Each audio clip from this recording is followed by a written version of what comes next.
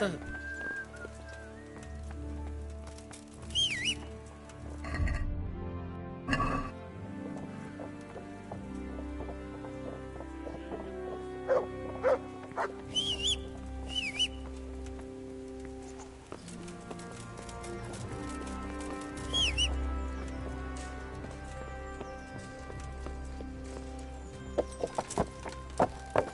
Yeah!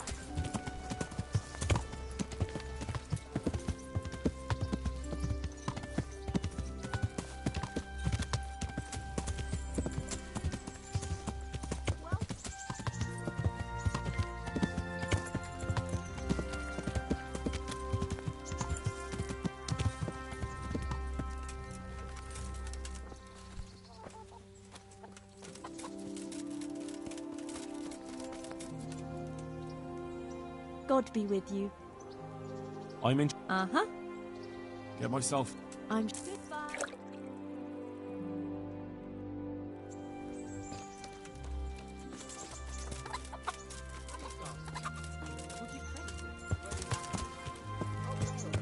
Yeah!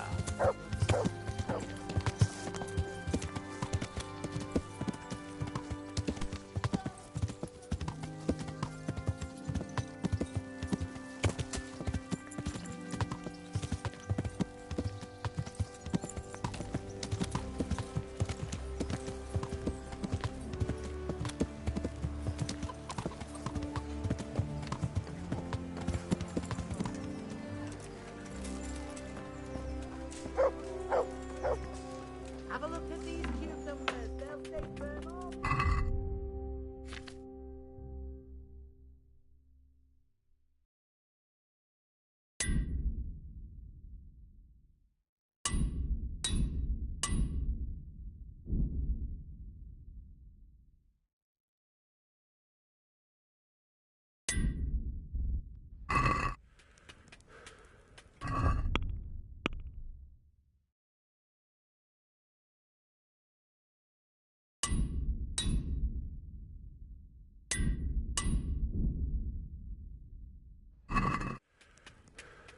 I am honored.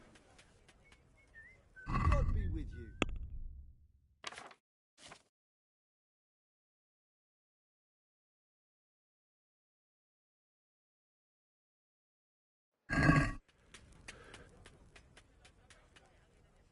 God be with you.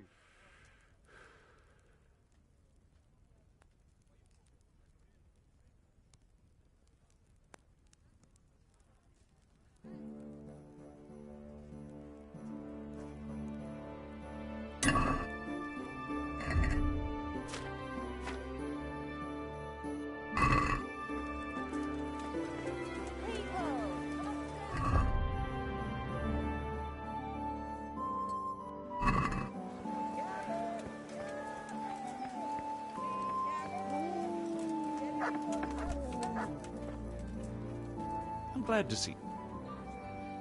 Good luck then.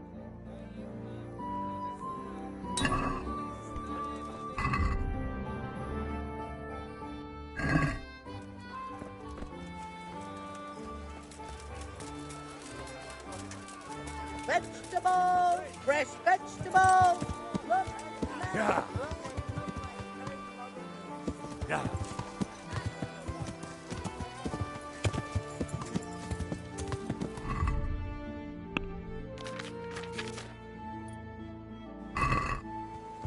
Yeah!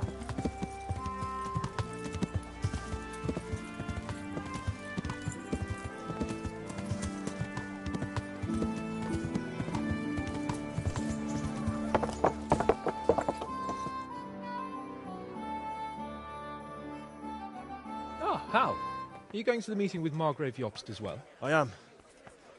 What about Istvan? I assume... That we didn't catch him? No. Because if we had, you'd be the first one to know. Have no fear. We'll get him eventually. I hope you're right. Anyway, let's go and see what Jobst wants from us.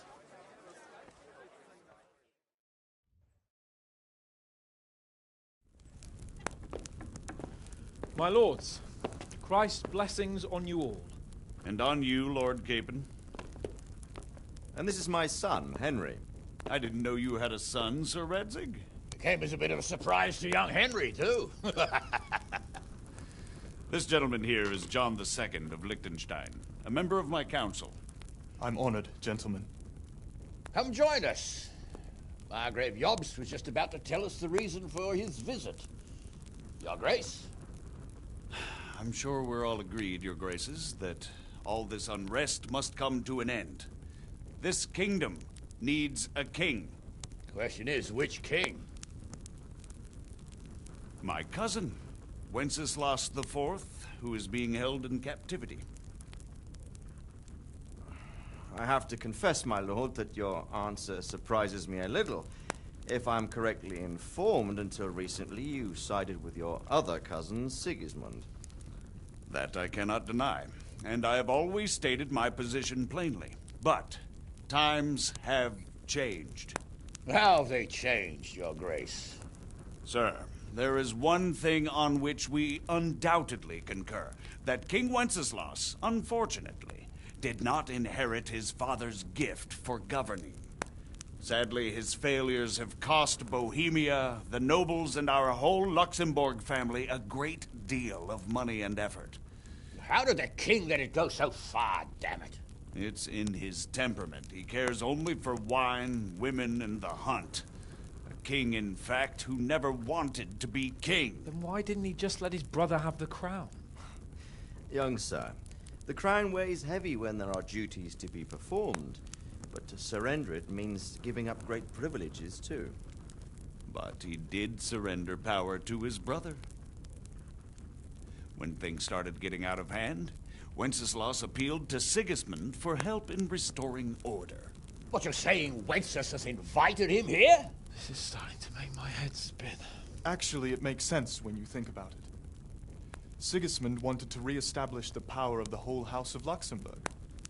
He thought if he helped Wenceslas win the imperial crown, in return his brother would help him become the king of the Romans, and leave the actual reign of Bohemia and the empire to him. Sigismund would govern, while Wenceslas could carry on doing what he was best at, enjoying the life of the imperial court. Why wasn't Wenceslas crowned Holy Roman Emperor long ago? He was already elected king of the Romans. All he had to do was go and let the Pope put the damn imperial crown on his head. Who knows? Maybe he'd prefer hunting and consorting with bathhouse wenches to spending time with the Pope. Well, so would I must admit. Sigismund's plan seemed sound enough, but it didn't quite work out, did it? It worked for a while. He and his brother reached an agreement. Sigismund took over administration of the kingdom and began planning Wenceslas's journey to Rome for the imperial coronation. But then Wenceslas realized he would just be a puppet with a crown. I must say, Margrave Jobst, Wenceslas and Prokop behave rather like naughty children in need of a good clout about the ears. Sigismund would agree. He was already planning his rule of Bohemia, and all of a sudden, the rug was pulled from under him. I'd say he lost his patience and decided he'd drag Wenceslas to the coronation kicking and screaming if he had to. Just like a naughty child, as you say. So he abducted him and your brother Prokop too, if I heard correctly. Correct. And you helped him do it, if I heard correctly. Yes, your graces, it's true. I was there when Sigismund abducted Prokop. I thought everything could somehow be settled, that we could make my brother see sense. But Sigismund just wanted to put an end to the dispute once and for all, whatever the cost. There was nothing I could do to stop him. And that's one of the reasons why I'm here. The worst of it is that it was all for nothing. Instead of putting a stop to the revolt, it escalated it, and the result is this chaos we have today. That's true enough, sir. But I must admit now, I'm not sure what your position is. The king is incompetent, but we must protect him? The simple truth, gentlemen, is that for all of Wenceslas's faults, we have no one else. So we'll have to make do with his idleness. People like him, though. But what can we do now? Sigismund has the League of Lords behind him. Otto von Bergolf, Heinrich von The Rosenberg. situation has gotten completely out of control. Now even the nobles of the League of Lords are realizing that Sigismund wasn't the right choice. So now Berghoff is on your side. Are we to assemble an army together with him and face Sigismund on the field of battle? We're not in Hungary now. Such affairs may be settled elegantly, without unnecessary hostilities or expenses. I have negotiated an alliance with the Hungarian bishops, the Polish, and of course the Czech nobility, against Sigismund.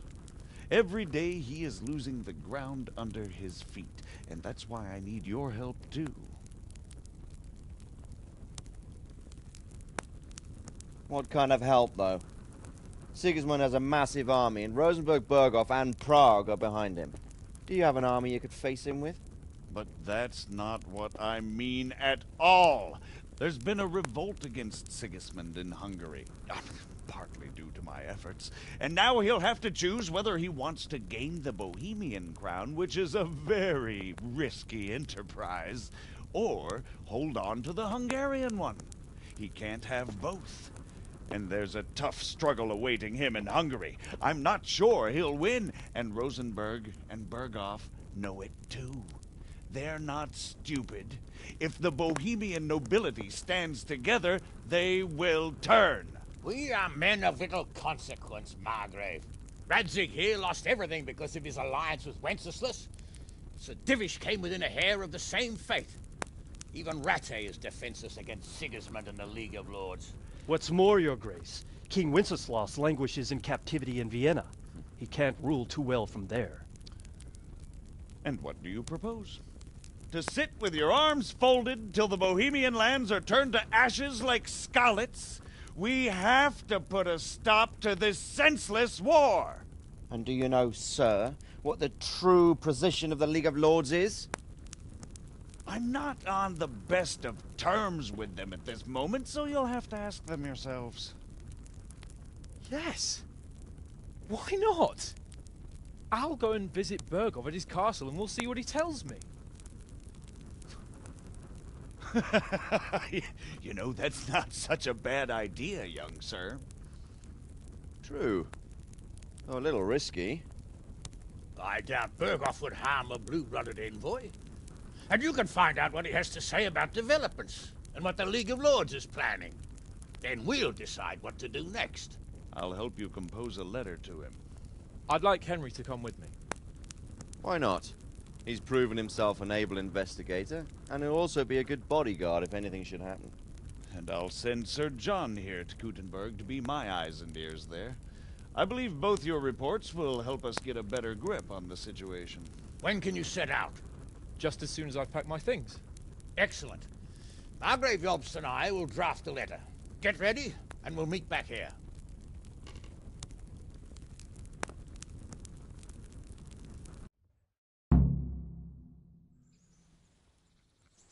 I expect it would be best to write it in your name as Lord of Lipa. Quite so, Margrave. What exactly am I to write? Oh, what isn't really the issue. The question is how. We need to... So, it looks like you're off on a mission. Yes. I can't wait.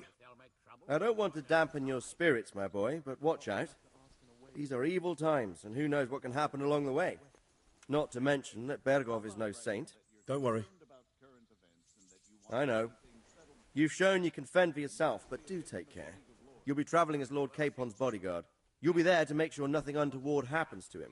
Keep your eyes peeled and your ears wide open. What Berghoff tells you is one thing, but what you see may be quite another. Rest assured, Father. And don't get embroiled in anything else. Just hand over the letter, hear out his reply, and return. Yes. Very well. Berghoff is at Trotsky Castle. I think you'll find it quite an eye-opener. It's one of the finest castles in the land. It's 3 days' ride from here, so unless you hit a snag along the way, you'll be back soon enough. Any questions? Whether they plan to take action against them or support their efforts. You read my thoughts, sir.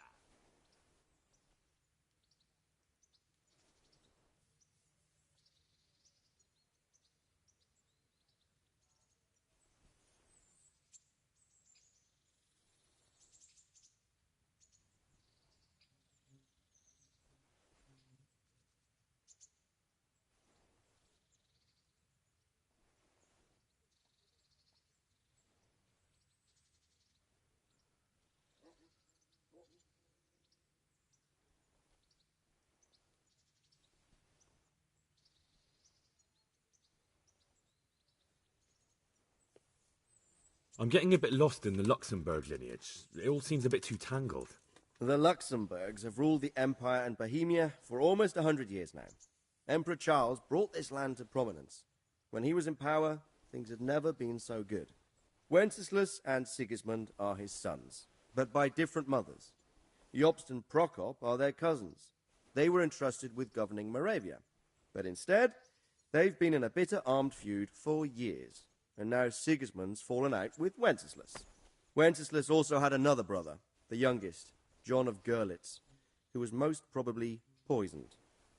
They seem like a hot-blooded lot. It's hard to keep up with their affairs, since they tend to change their alliances from one day to the next. Who is he really, this Jobst? The cousin of King Wenceslas. He's the Margrave of Moravia. I admit I don't know what to make of him myself. Until recently, he was allied with the League of Lords. For a time, he even served Rupert of the Palatinate against the king. And now suddenly, he's reversed his position. I don't know what led him to do it, and one can't help being suspicious. It's best to keep a watchful eye on him, but he really is the leader of the resistance against Sigismund these days. We'll just have to see how it all turns out. I'm a bit concerned so many people seem to think so little of King Wenceslas. You knew him, didn't you? What's he really like? Well, there's no straightforward answer to that question. He certainly makes a great hunting and drinking companion, but he can be very fiery and impetuous when things don't go how he'd like them. He never had much of a head for high office. He finds it tiresome. But once a man's grasped the scepter, it's hard to let it go again. You can't just abscond. You've seen for yourself what happens when he disappears for a few months. Better a bad but legitimate king than a bloody war over the throne. Who is this Prokop that Job spoke of? Jobst's brother, the king's cousin. He and Jobst warred over Moravian supremacy for years. Then they were allies for a while, betrayed Wenceslas and sided with Rupert of the Palatinate. But after Sigismund abducted Wenceslas, Prokop fomented a revolt against him, and Sigismund had him captured. Politics. Make of it what you will. I, for one, can't make head or tail of it most of the time. The League of Lords and that Berghoff we're off to see. Who are they exactly? The lords of the powerful houses. Heinrich of Rosenberg, Otto of Berghoff, Heinrich of Radetz, and others. They're unhappy with the way their influence declined after Wenceslas surrounded himself with the lesser orders of nobility. They abducted the king years ago and made him bow to their will. They got away with it that time, and now they've joined forces with Sigismund and done it again. But now it seems that Sigismund's behavior is starting to rub them up the wrong way, so they may well be thinking twice. We'll see what Berghoff has to say. I don't know all that much about Sigismund.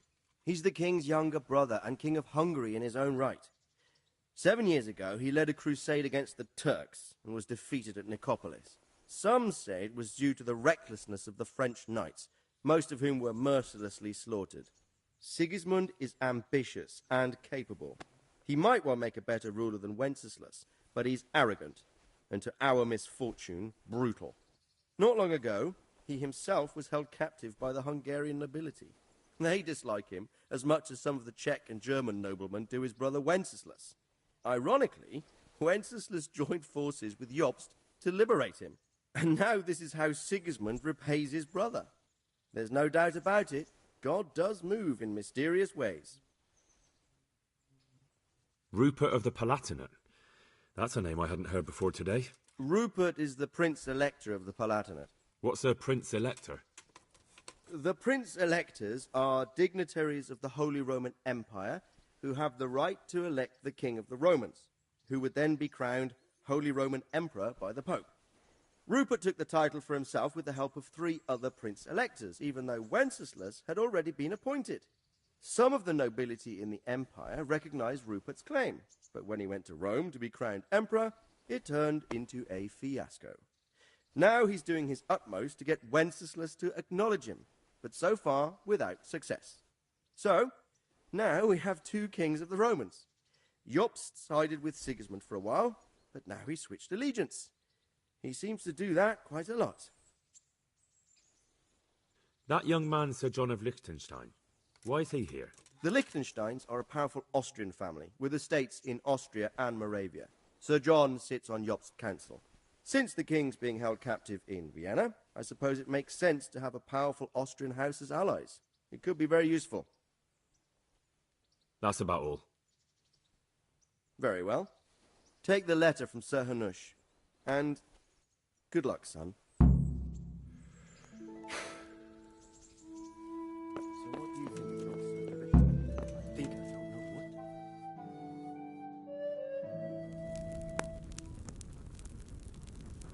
I believe we have written it well, gentlemen. Without a doubt.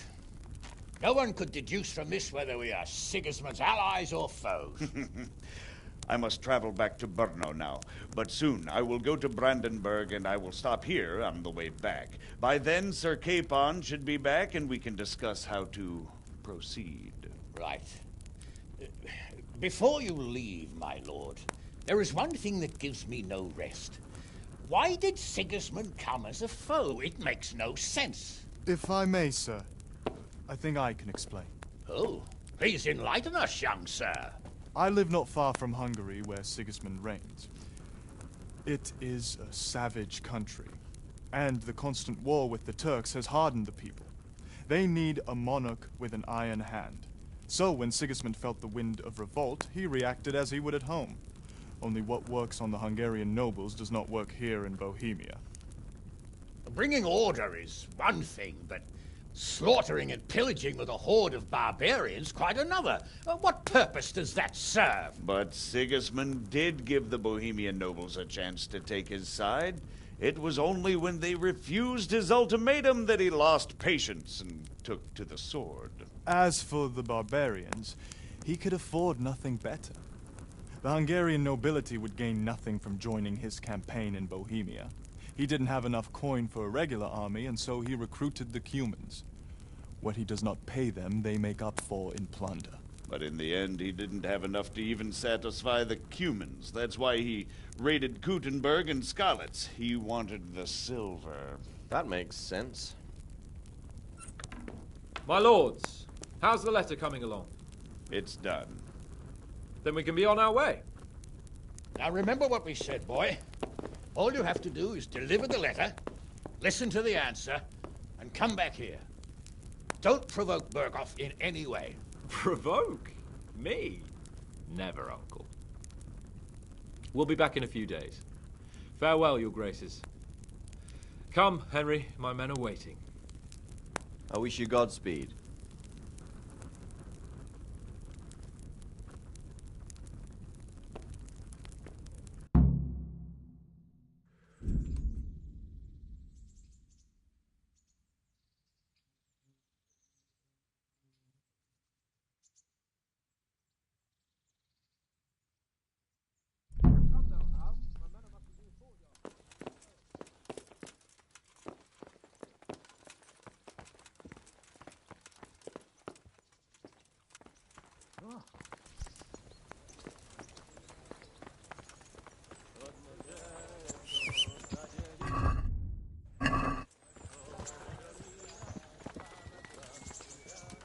God bless you. What troubles you? Are you wishing you'd stayed home at... You must be joking. I haven't had so much fun since... It can't have been that much... Nonsense. Anything for you.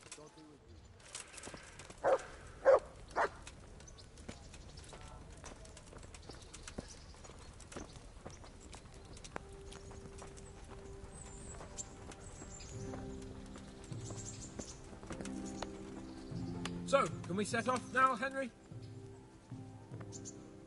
Of course. I can't wait. So, to horse! The Lord of Berghoff is bound to be waiting us eagerly.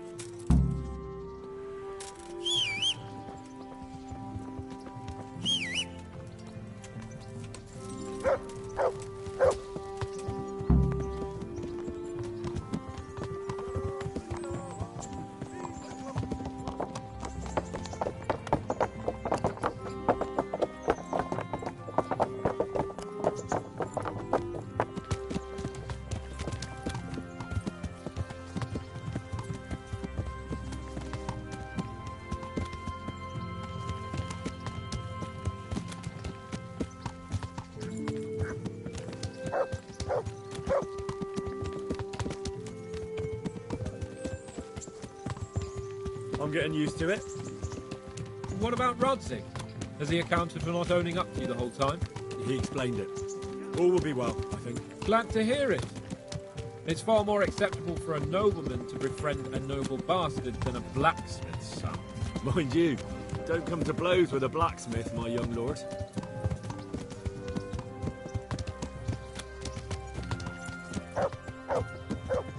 What do you think about Sir Jobst and his plan?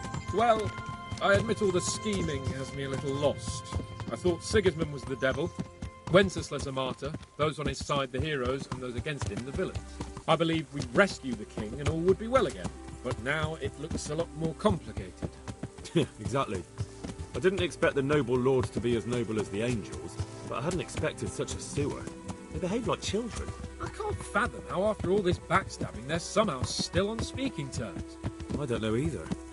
Beggars belief.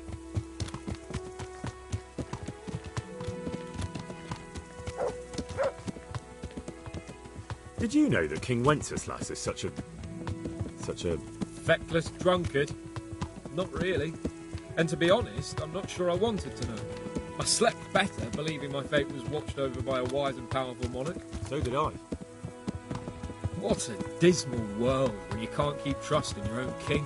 On the other hand, times were better with him here than with him gone. Isn't that the truth?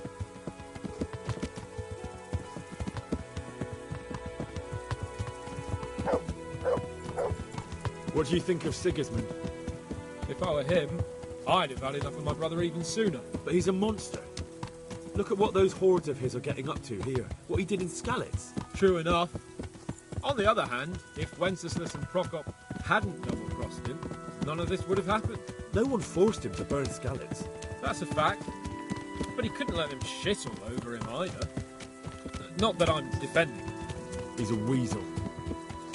No doubt about that.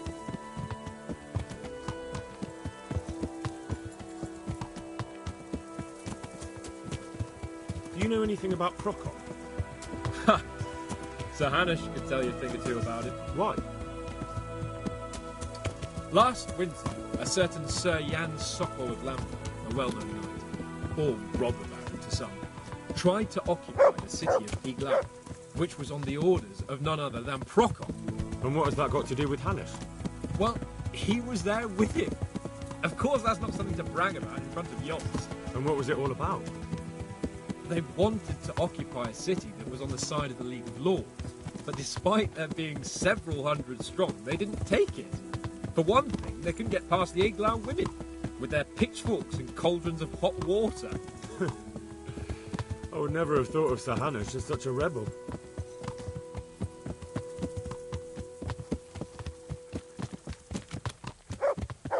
And have you heard anything about Rupert of the Palatinate? A little. He can't manage even to wrest power from a king who doesn't much care for ruling and isn't fighting back. That doesn't seem like a man who has what it takes to rule. And that's all I need to know.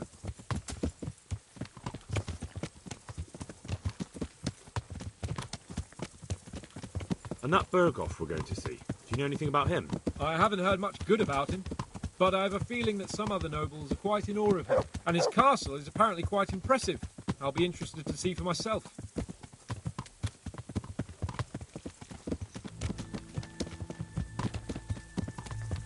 And what about the League of Lords?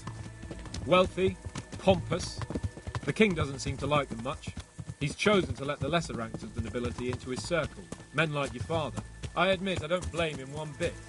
But the Lords weren't happy about their lost influence, so they put their foot down. If I were Wenceslas, I'd have let them hang after they abducted me the first time. But he gave them seats at the provincial council? Little wonder they're back in their old tricks.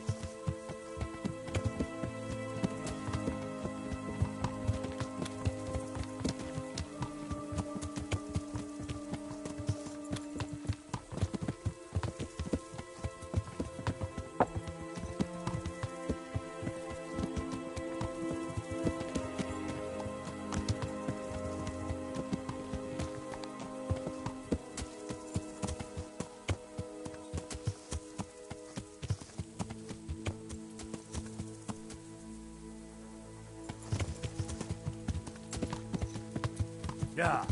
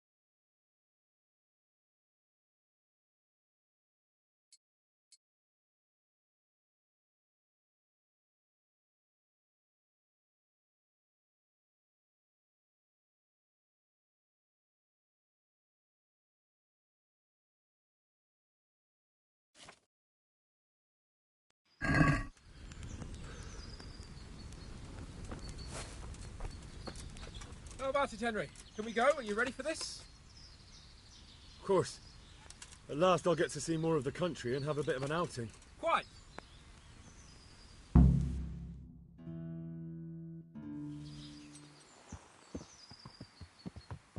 Let's get to it then. I finally have the feeling we're doing something worthwhile. We're helping to save the king. Instead of saving his drunken majesty, I'd rather find that whoreson who murdered my parents, get the sword back from him, and skewer him with it. Cheer up, Henry. I have a feeling you'll get your chance one day, and it won't be long in coming. Forward, men! Audentes fortuna juvat!